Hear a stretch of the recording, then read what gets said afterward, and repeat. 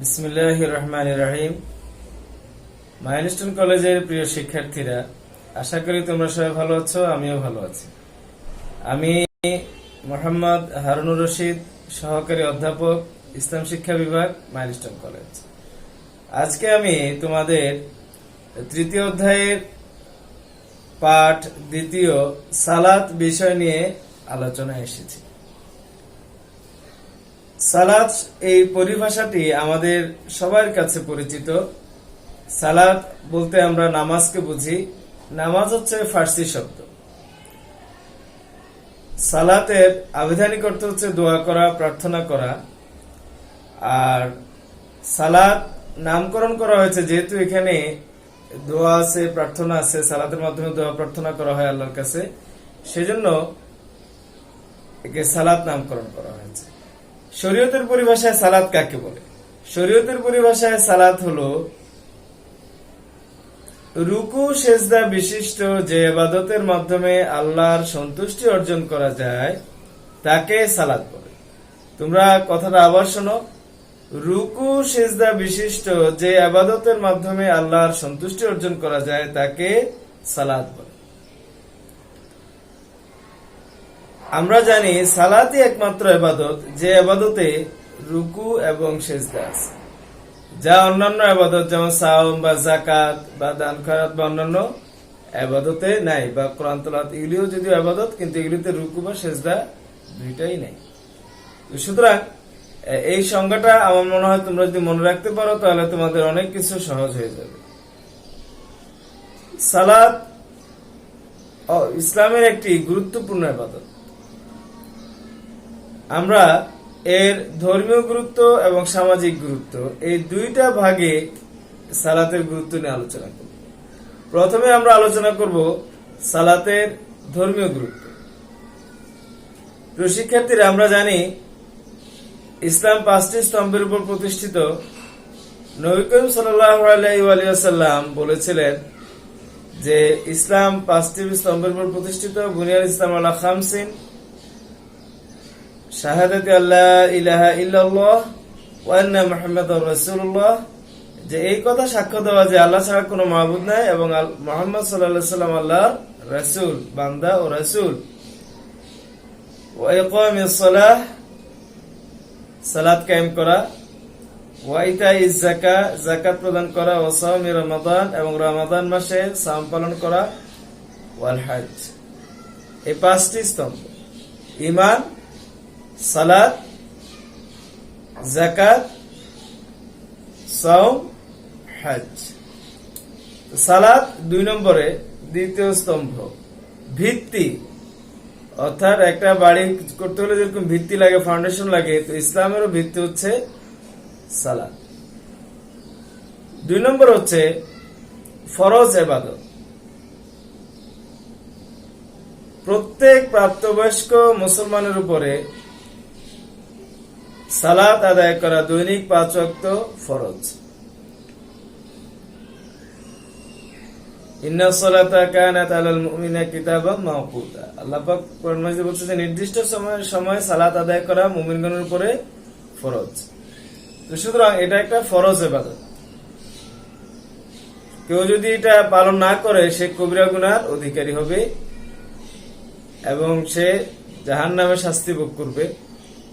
এবং এটা একটা হাদিসে আসছে যে কেউ যদি 1 ওয়াক্ত নামাজ কাজা করে তাহলে তার প্রায় 3.25 কোটি বছর, 2,88,00,000 বছর এক হোক বা, তাকে জাহান্নামের আগুনের শাস্তি ভোগ করতে হবে। সুতরাং এই ফরজ ইবাদত সালাত কোনো ক্রমেই ছাড়া যাবে না, এটা আমাদের দৈনন্দিন ফরজ ইবাদত। এবং 5 ওয়াক্ত নামাজ ফরজ তোমরা জানো, ফজর, জোহর, আসর, মাগরিব, ইশা। 3 নম্বর পয়েন্ট হচ্ছে কিয়ামতের দিন যে প্রথম প্রশ্ন করা হবে, জিজ্ঞাসা করা হবে, সেটা হলো সালাত সম্পর্কে, যে আমি সালাত আদায় করেছি কিনা। তো সুতরাং আমার প্রথম প্রশ্নের উত্তর আমি যেহেতু প্রশ্ন জেনে গিয়েছি, সুতরাং সেটার জন্য আমাকে প্রস্তুতি নিতে হবে এবং নিয়মিত সালাত আদায় করতে হবে। এবং সালাত আদায় করার ক্ষেত্রে যেটা আল্লাহ রাসূল বলেছেন, জামাতের সহিত সালাত আদায় করার পর আল্লাহ রাসূল বেশি উৎসাহিত করেছেন। তিনি বলেছেন যে মসজিদে গিয়ে সালাত আদায় করা ঘরে পড়ার চেয়ে 27 গুণ বেশি সওয়াব। সুতরাং আমরা সালাত মসজিদে গিয়ে জামাতের সহিত আদায় করার চেষ্টা করব। এটা কারো কারো মতে আলেমের মতে এটা ফরজ, আর অনেকের মতে মিনিমাম এটা হচ্ছে ওয়াজিব বা সুন্নত মত। সালাত মানুষকে নিষ্পাপ করে দেয়। নবী করিম সাল্লাল্লাহু আলাইহি ওয়াসাল্লাম বলেছেন যে তোমাদের বাড়ির কারো বাড়ির সামনে দিয়ে যদি একটি নদী প্রবাহিত হয় আর সেখানে যে সে যদি প্রতিদিন 5 বার গোসল করে তাহলে কি তার গায়ে কোনো ময়লা অপরিচ্ছন্নতা থাকতে পারে? তখন সাহাবায়ে কেরাম জবাব দিলেন যে না। তো আল্লাহ রাসূল বললেন অনুরূপভাবে কেউ যদি দৈনিক 5 ওয়াক্ত সালাত আদায় করে তাহলে তার গুনাহসমূহ দূর হয়ে যায়, পরিষ্কার হয়ে যায়।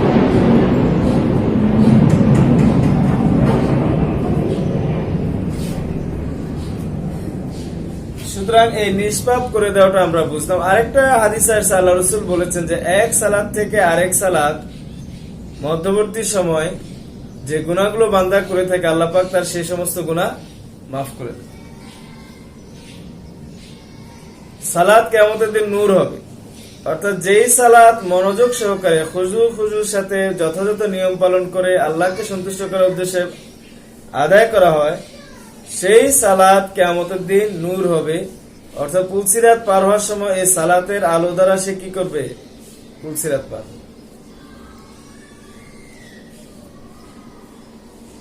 আরেকটা হাদিস আসছে, তোমরা এটা জানো, as-সালাতু মিফতাহুল জান্নাহ, সালাত হলো জান্নাতের চাবি। তো সুতরাং কেউ যদি জান্নাতে যেতে চায় তাকে সালাত আদায় করতে হবে। তো প্রিয় শিক্ষার্থীরা, আমরা আলোচনাটা ধর্মীয় গুরুত্ব যেটা সেটা আমরা বুঝলাম। এখন আমরা আলোচনা করব সালাতের সামাজিক গুরুত্ব। সালাতের সামাজিক গুরুত্ব কয়েকটি। এর মধ্যে 1 নম্বর হচ্ছে সামাজিক বন্ধন দৃঢ় হয়।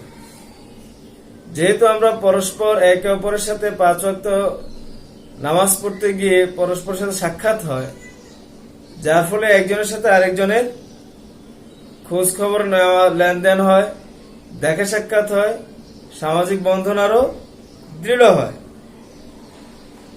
একে অপরের সাথে মেলামেশার কারণে একে অপরকে সহযোগিতা করে। 2 নম্বর হচ্ছে সাম্য প্রতিষ্ঠা হয়। সালাত এমন একটা ইবাদত, তোমরা দেখবা যারা মসজিদে গিয়ে জামাতের সহিত নামাজ আদায় করো, মসজিদের কাতারে আমরা যে দাঁড়াই, ধনী গরিব সাদা কালো কোনো পার্থক্য নেই। যে যেখানে এসে জায়গা পাচ্ছে সে সেখানে দাঁড়িয়ে নামাজ আদায় করতেছে।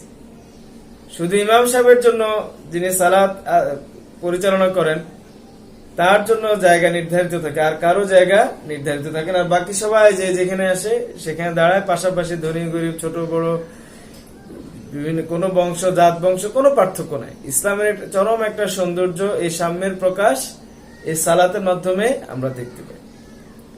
এই জন্য অনেকে আছে মুসলিম যারা শুধু সালাত দেখে, মুসলমানদের সালাতের সৌন্দর্য দেখে ইসলাম গ্রহণ করেছে। 3 নম্বর হচ্ছে ঐক্য সৃষ্টি হয়। সবাই মিলেমিশে কোন সমস্যা সমাধান করার অনুপ্রেরণা আমরা এই সালাত থেকে পাই। সবাই আমরা একসাথে একই নিয়মে একইভাবে সব কাজ করি, আমাদের সময়ানুবর্তিতা তৈরি হয়। সময়ের কাজ সময়ে করা, এই সময়ে জ্ঞান, এটা আমাদের তৈরি হয়। তো সুতরাং আমরা দেখলাম যে সালাতের এই কয়েকটা সামাজিক গুরুত্ব। একটা হচ্ছে সামাজিক বন্ধন দৃঢ় হয় বা সম্প্রীতি, সহানুভূতি, ভালোবাসার সৃষ্টি হয়। 2 নম্বর হচ্ছে আমাদের ঐক্য সৃষ্টি হয়। 3 নম্বর হচ্ছে আমাদের সাম্য প্রকাশ পায়। নিয়মানুবর্তিতা, সমানুবর্তিতা আমাদের মধ্যে তৈরি হয়। নেতৃত্ব মেনে নেওয়া, কারণ এটা একটা বড় সমস্যা আমাদের সমাজে, আমরা একে অপরের নেতৃত্ব মানতে চাই না। আমি নেতা হব, সবাই এই চিন্তা কাজ করে। কিন্তু তুমি নামাজে দেখবা এই চিন্তা কারোর মধ্যে কাজ করে। সবাই ইমাম সাহেবের নেতৃত্বে কি করেন? আল্লাহর সামনে সালাত আদায় করেন আল্লাহকে সন্তুষ্ট করার জন্য। তো এই যে একটা বিশাল কাজ, যা কিনা ইমাম সাহেবের নেতৃত্বে হয়, এই নেতৃত্ব মানার মানসিকতা আমাদের মধ্যে হয়ে ওঠে, যার ফলে অহংকার, হিংসা, বিদ্বেষ আমাদের থেকে চলে যায়। তো সালাতের এরকম অনেক সামাজিক উপকার রয়েছে। আর দৈহিক যেটা একটা বিষয় বলা হয়, যে ডাক্তাররা, চিকিৎসকরা পরামর্শ দিয়ে থাকেন যেন সালাত যে ব্যক্তি যারা নিয়মিত আদায় করে তাদের অনেক ধরনের দৈহিক, শারীরিক, স্বাস্থ্যজনিত সমস্যা দূর হয়ে যায়।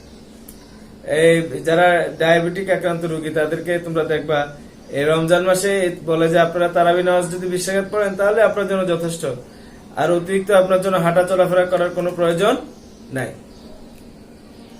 তো যাক, আমরা আসলে এই স্বাস্থ্যগত ভালো হওয়ার জন্য বা ভালো রাখার জন্য আমরা কোনো আল্লাহর ইবাদত করব সেটা না, আমরা আল্লাহকে সন্তুষ্ট করার জন্য সালাত আদায় করব। সালাত আদায় করার ক্ষেত্রে খুশু খুদু বিনয় নম্রতার সাথে আল্লাহকে সামনে রেখে চরম দীনতাহীনতা নিয়ে আল্লাহর সামনে দাঁড়াইতে হবে।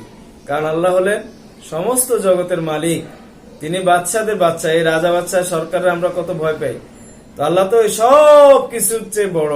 আল্লাহু আকবার, আমরা বলি আল্লাহু আকবার, আল্লাহ সবচেয়ে বড়। তো সুতরাং সেই মহান আল্লাহর সামনে যখন দাঁড়াই তখন আমরা যেন খুশুখুদুর সাথে সালাত আদায় করি, ধীরে সুস্থে প্রত্যেকটা অংশ, কিয়াম, কোরআন তেলাওয়াত, রুকু থেকে আবার সোজা হওয়া, তারপর সেজদায় যাওয়া, সেজদায় যথারীতি সেজদা দেওয়া, এবং সেজদা থেকে আবার 2 সেজদার মাঝখানে সোজা হয়ে বসা, মিনিমাম 3 তসবিহ পরিমাণ বসে পরবর্তী এভাবে সালাত আদায় করা। এবং আল্লাহর কাছে ফরজ সালাতের পরে যদি আল্লাহর কাছে দোয়া করা হয়, কিছু চাওয়া হয়, আল্লাহ সেটা আল্লাহ কবুল করে। সেজন্য আমরা এই প্রত্যেকটা ফরজ নামাজের পর আল্লাহর কাছে দোয়া করো যে আল্লাহ তুমি আমাকে ক্ষমা করো, আল্লাহ তুমি আমাকে সুস্বাস্থ্য দান করো, আমাকে নেক আমল করার তৌফিক দাও, বালা মুসিবত খারাপ কাজ থেকে দূরে রাখার তৌফিক দাও, এভাবে দোয়া করো, তাহলে আল্লাহ সেই দোয়া কবুল করেন। এটা আল্লাহ রাসূলের হাদিসে আসছে। তো যাই হোক, প্রিয় শিক্ষার্থীরা, আমরা আলোচনা যেটুকু করলাম, আশা করি তোমরা সালাত সম্পর্কে পরিষ্কার ধারণা পেয়েছো। এরপরে যদি তোমাদের কোনো প্রশ্ন থাকে তোমরা আমাদেরকে পার্সোনালি যোগাযোগ করে কথা বলো। তো আল্লাহ আমাদের সবাইকে নিয়মিত সালাত আদায় করার তৌফিক দিন। সবাই ভালো থাকো। আসসালামু আলাইকুম।